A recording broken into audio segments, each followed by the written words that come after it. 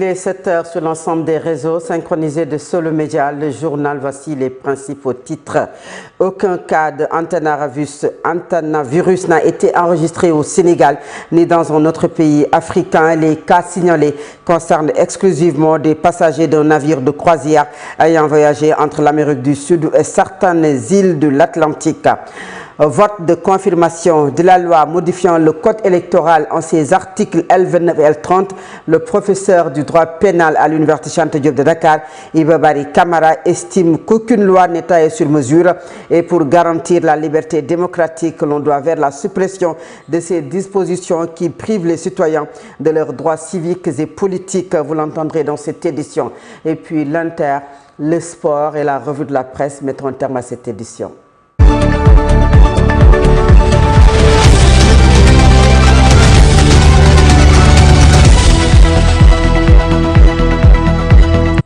Je vous le disais en titre, aucun cas d'antanavirus n'a été enregistré au Sénégal ni dans un autre pays africain. Les cas signalés concernent exclusivement des passagers d'un navire de croisière ayant voyagé entre l'Amérique du Sud et certaines îles de l'Atlantique. C'est ce qu'indique un communiqué du ministère de la Santé rendu public dans la soirée. La tutelle a souligné que les personnes concernées sont actuellement prises en charge par les autorités sanitaires compétentes des pays concernés sous la coordination de l'Organisation mondiale de la santé. Elle dit suivre avec attention l'évolution de la situation sanitaire internationale en lien avec les partenaires techniques compétents. Et puis, le Sénégal ne va pas recourir à une restructuration de sa dette, une proposition que lui aurait faite le Fonds monétaire international FMI. C'est ce qu'a rappelé le président de l'Assemblée nationale, El Hadji Malick Ndiaye. Le gouvernement sénégalais dit avoir découvert des engagements financiers pris, mais sans être rendus publics par les ex-dirigeants du pays entre 2019 et 2024. C'est ce que l'ex-président de la République Macky Sall a nié. À cause de ces engagements, le taux d'endettement du Sénégal a atteint 132% du produit intérieur brut PIB. Selon les autorités actuelles, le Sénégal entend donc assumer, corriger, réformer et avancer, a soutenu El Hadji Malick Ndiaye en intervenant à une réunion d'experts sur la crise de la dette au Sénégal. Le ministère sénégalais des Finances et du Budget fait face à une perturbation informatique majeure. La Direction générale de la comptabilité publique et du Trésor a annoncé qu'un incident touche une partie de ses systèmes d'information. Depuis ce dimanche 10 mai 2026, des mesures d'urgence ont été déclenchées afin de sécuriser les services et limiter les impacts. C'est un récit de Mame Sokhna Dramé. La Direction générale de la comptabilité publique et du Trésor du ministère des Finances et du Budget a annoncé ce lundi avoir été victime d'un incident affectant une partie de ses systèmes informatiques. Selon le communiqué officiel, les perturbations ont été détectées depuis le dimanche 10 mai 2026. Face à cette situation, les autorités ont rapidement activé leur plan de continuité d'activité afin de protéger les données sensibles et assurer le fonctionnement minimum des services essentiels du Trésor public. Des mesures conservatoires ont été prises immédiatement après la détection de l'attaque, dans le but de limiter les dégâts et éviter toute propagation du problème à l'ensemble du système informatique. Même si l'origine exacte de l'incident n'a pas encore été officiellement détaillée, cette situation soulève de nombreuses inquiétudes autour de la cybersécurité des administrations publiques sénégalaises, dans un contexte où les attaques numériques deviennent de plus en plus fréquentes à travers le monde. La Direction générale du Trésor a tenu à rassurer les usagers, les partenaires financiers ainsi que les agents de l'administration. L'institution affirme que les équipes techniques sont pleinement mobilisées pour rétablir progressivement les services impactés et renforcer davantage les dispositifs de sécurité informatique. Cette perturbation pourrait néanmoins provoquer des ralentissements dans certaines opérations administratives et financières, notamment au niveau des traitements comptables et des services liés au paiement public. Alors que les investigations se poursuivent pour déterminer l'ampleur exacte de l'incident, cet épisode remet au cœur du débat la question de la protection numérique des institutions stratégiques de l'État et l'urgence de renforcer les mécanismes de cybersécurité au Sénégal. Et depuis l'arrivée de la nouvelle équipe dirigeante fin 2025, l'OFNAC intensifie ses actions dans la lutte contre la corruption et l'impunité, une dynamique qui contribue à renforcer la confiance des investisseurs et des partenaires du Sénégal. Selon le professeur Morga Saman, il est économiste. Je vous propose de l'écouter. Il est au téléphone de Mariam Sodendiaye. Oui, le fait de voir l'OFNAC s'activer C'est une bonne chose. Donc, tous ces audits et autres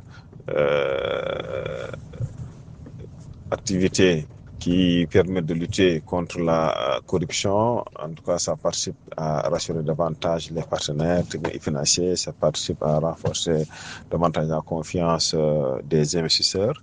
Et moi, je pense que c'est quelque chose à saluer. Voilà, parce que ça participe donc de manière générale à améliorer le climat des affaires. La lutte contre la corruption, ça fait partie de ce qui améliore le climat des affaires. Donc, il faut continuer à encourager ce que l'OFNAC est en train de faire.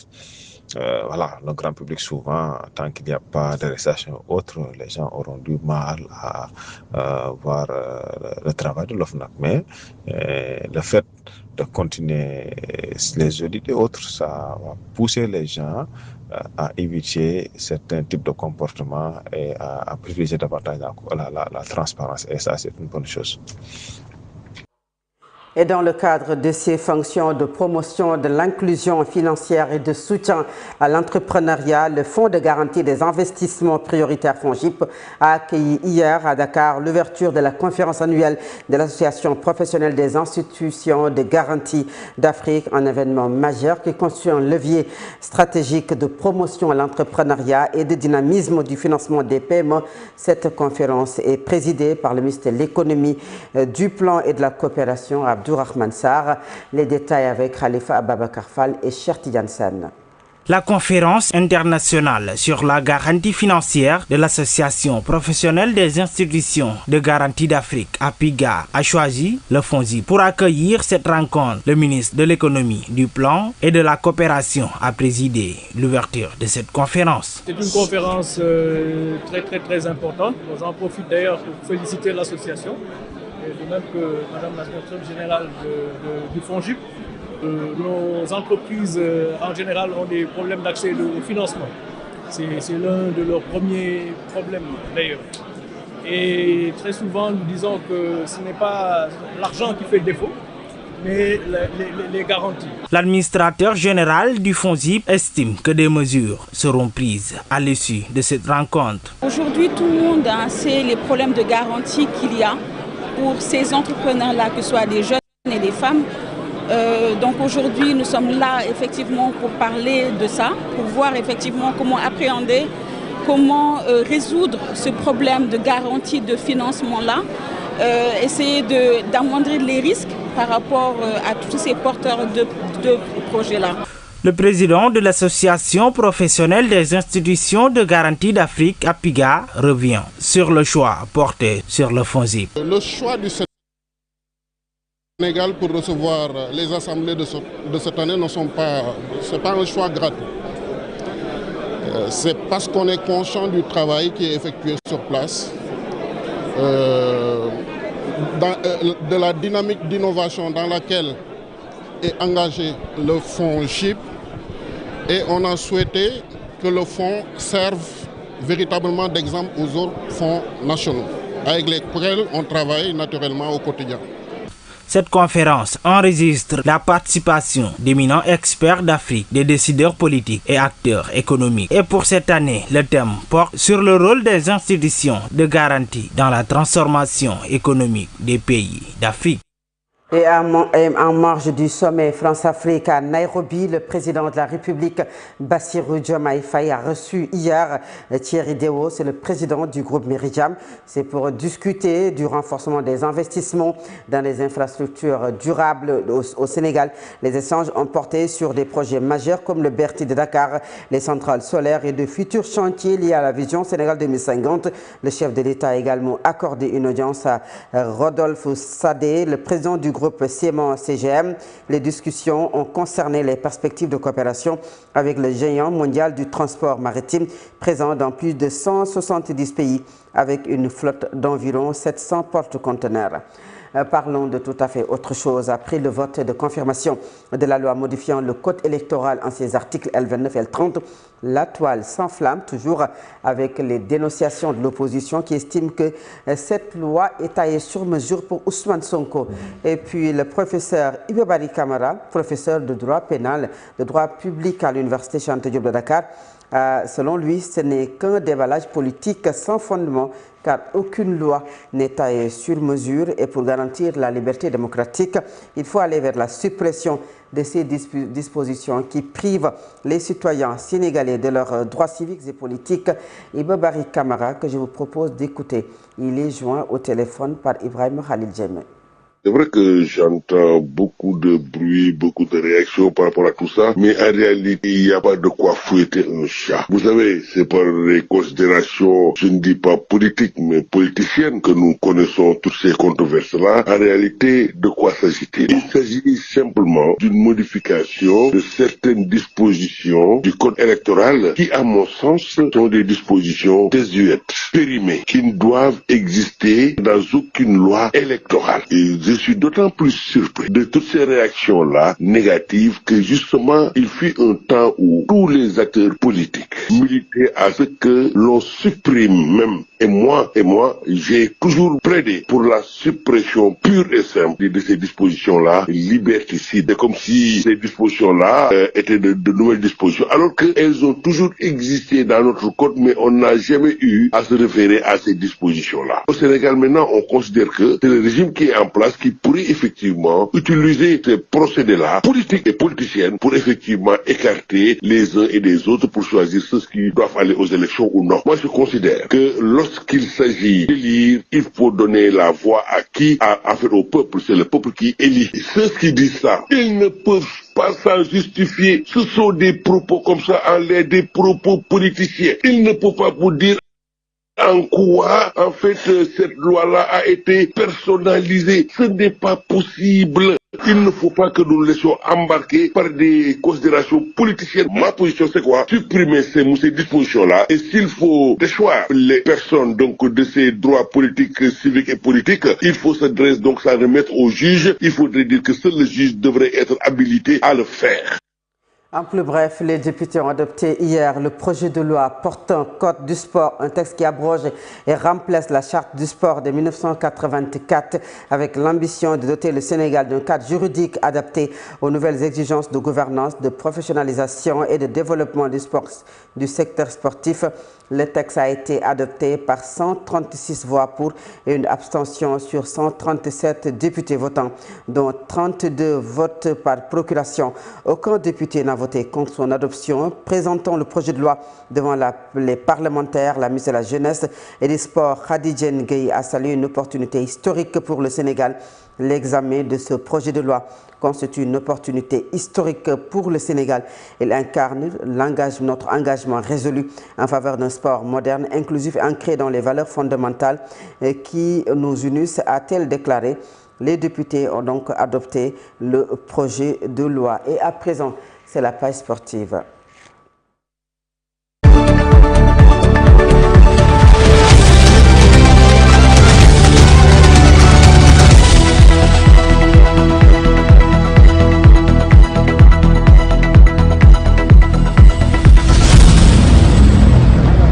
Toutes mes excuses, la page internationale que nous démarrons avec le sommet Africa Forward qui continue aujourd'hui à Nairobi. Hier lundi, la journée était axée sur l'économie avec un forum d'affaires réunissant des chefs d'État, d'entreprises également de France et du continent. Ce mardi 12 mai, la journée est plus politique avec 32 chefs d'État et de gouvernement attendus dans la capitale kenyane.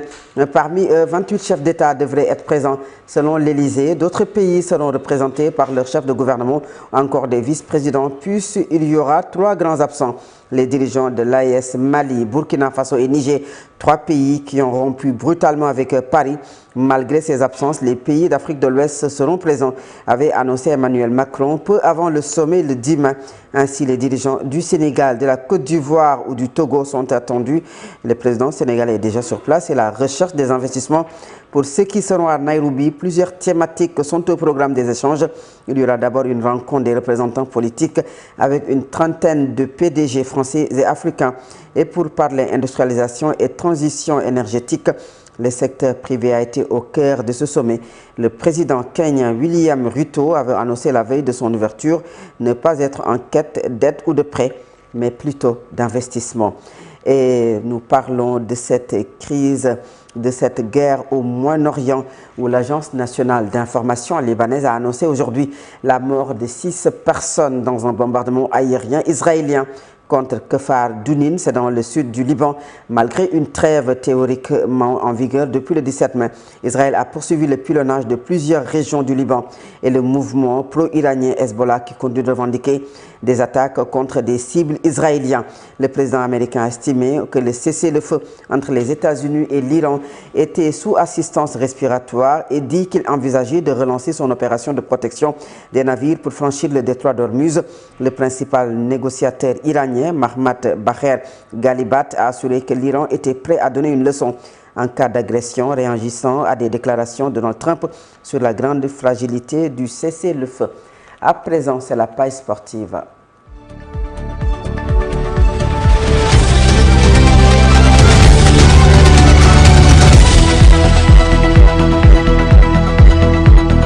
Le sport sur Solo Média, c'est l'affaire de Lamine Senghor. Bonjour. Merci. Bonjour à vous, Fatou Abdoulaye. Bonjour à toutes et à tous si vous nous rejoignez.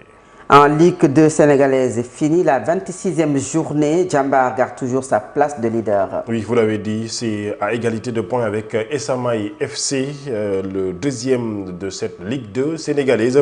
Le club de la Casamance a freiné lors de cette 26e journée. Essamaï FC par Guelwaar et l'AS Douane, parallèlement tenu en échec par Oslo FA, n'ont pas pu profiter du faux bas de Djambar dans la course au sommet de cette Ligue 2 sénégalaise. Le suspense reste toujours donc total, aussi bien pour la montée que pour le maintien, puisqu'en bas du tableau, UCST Port reste toujours en zone relégable à l'issue de cette 26e journée et à 1 point donc de Djambour pour remonter, bien entendu. Donc vous voyez le classement donc de cette deuxième Ligue 2 sénégalaise à l'issue de cette 26e journée. Je vous ai entendu parler tout à l'heure du code du sport. Nous reviendrons bien entendu donc sur ce code du sport avec surtout l'importance de ce changement du code du sport pour le maintien du sport sénégalais donc dans les hautes marges du monde. Eh bien, autre chose que de ce code du sport, l'international sénégalais Malang Sarr est dans la liste du 11 type du championnat français dans la saison. Le défenseur sénégalais évoluant à Lens est à côté de William Pacho du Paris Saint-Germain. À noter l'absence de Moussa Niakhaté malgré sa belle saison dans la carrière, ou en tout cas dans la charnière de l'Olympique lyonnais. Eh bien, Malang Sarr a encore une fois donc montré aujourd'hui son impact dans la défense lensoise et surtout donc dans le championnat français. Ce lundi donc, Ousmane Dembélé a été sacré joueur de l'année 2026 par l'UNFP après une saison encore solide.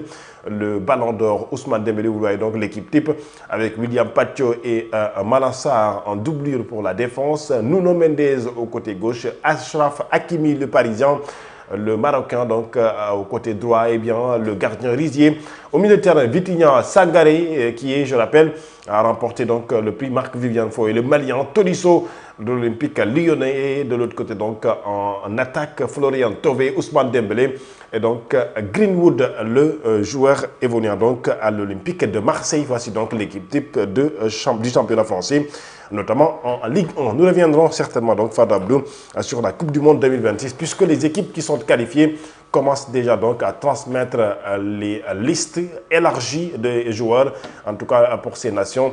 Eh bien, je reviendrai plus amplement sur ces équipes, avec surtout donc à l'approche de la Coupe du Monde, à moins de 29 jours exactement du début du coup d'envoi de cette Coupe du Monde 2026. Merci beaucoup Lamine Senghor. Nous restons avec vous pour le dernier point de cette édition et c'est la revue de la presse.